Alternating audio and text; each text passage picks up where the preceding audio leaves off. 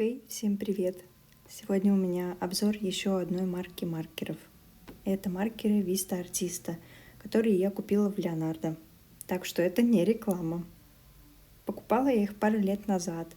Рисовала ими уже достаточно активно и долго, поэтому я готова сказать вам об этих маркерах свое мнение. Сразу могу рассказать вам про первый минус. Маркеры очень сильно катаются по столу и не очень красиво выглядят в кадре, когда вы захотите сфотографировать свою работу. Поэтому это два таких первых минуса. Покупала я маркеры поштучно, выбирала там в магазине. У меня комплектация браш, то есть с одной стороны это кисть, а с другой стороны долото. Со стороны кисти маркер помечен серым пластиком, а со стороны долото пластик белый, поэтому, в принципе, очень легко различать, где какой наконечник. Плюс на самом корпусе изображены пометки, где какой наконечник.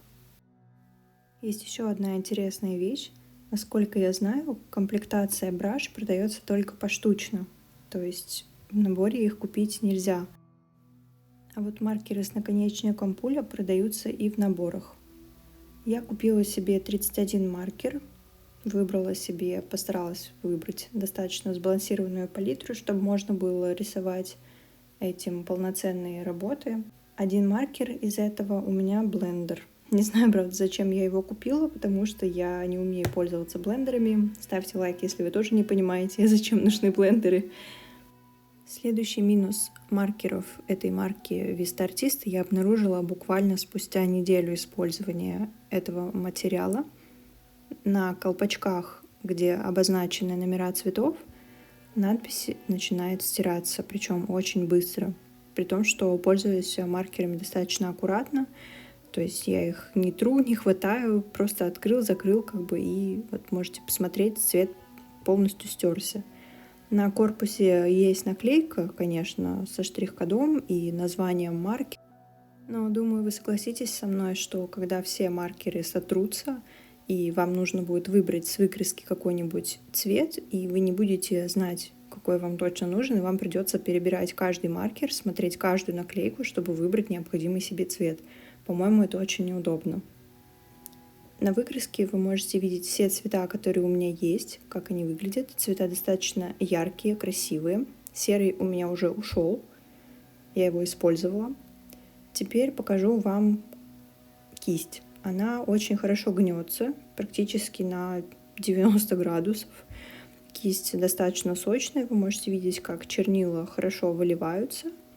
И из этого вытекает еще один минус. Эти маркеры очень сильно выходят за границу. То есть, если чуть-чуть хотя бы передержать маркер на бумаге, все плывет. Соответственно, нужно очень аккуратно ими работать.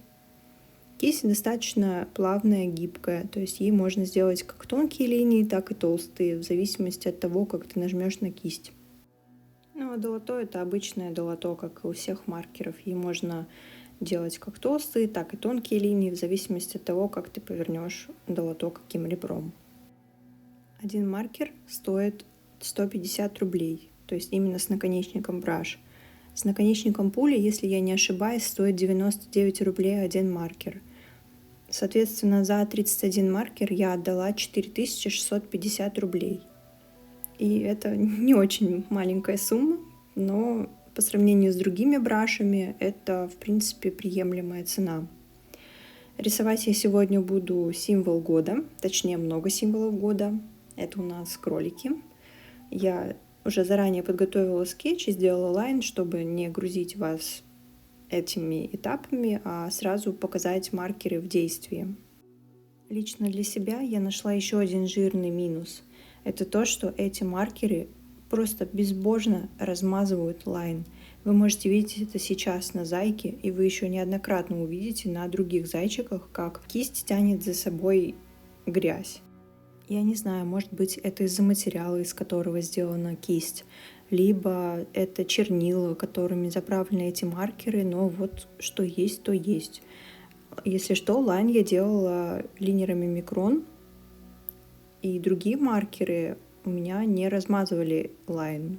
Только эти маркеры почему-то размазывают лайн. Из плюсов, которые я для себя выделила, это цветовая палитра. У маркеров очень много красивых цветов, не вырвиглазных, как у китайских маркеров, а именно таких благородных, красивых, и можно выбрать очень много красивых сочетаний. Следующий минус, который я для себя выделила, это когда маркер уже не свежий, кончик кисти высыхает, и чернила почему-то перестают поступать именно в кончик кисти. Соответственно, прорисовать мелкие детали становится просто невозможным, потому что кончик сухой, и тебе нужно давить на кисть, чтобы основанием, то есть вот этой толстой частью, прорисовать маленький кусочек, и все пачкается.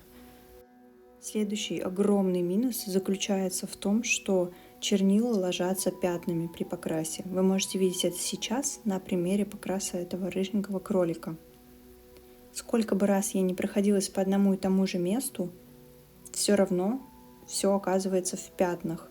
И, соответственно, чем больше слоев накладываешь, тем темнее становится цвет, чем тот, что ты изначально хотел. Очередной минус этих маркеров заключается в том, что цвет колпачков абсолютно не совпадает с цветом выкраски на бумаге. Единственное, вот красный более-менее, вот еле-еле дотягивает, а так они все намного светлее, чем есть на самом деле. То есть на колпачках оттенки светлее, чем они есть на самом деле. Поэтому, если вы покупаете эти маркеры, выкраску надо делать обязательно. В цветовой палитре маркеров 168 оттенков, что для новичков в принципе достаточно, но для уже бывалых маркеристов этого недостаточно. Производят маркеры в Китае, а бренд Vista Artista, если не ошибаюсь, принадлежит магазину Leonardo, то есть это их собственный бренд. На сайте они пишут, что с этими маркерами результат будет предсказуемый, но для меня это каждый раз дикий стресс, потому что то лайнер размажется, то кисть высохнет и больше не красит, то все в пятнах. Хотя да, наверное, результат скорее предсказуемый. Берешь эти маркеры, приготовься страдать. Я, кстати, пробовала ставить сухой маркер со стороны кисти в стакан кистью вниз. По идее, чернила должны были перетечь туда. И знаете что? Нифига подобного. Ничего туда не перетекает. Наконечник остается сухим.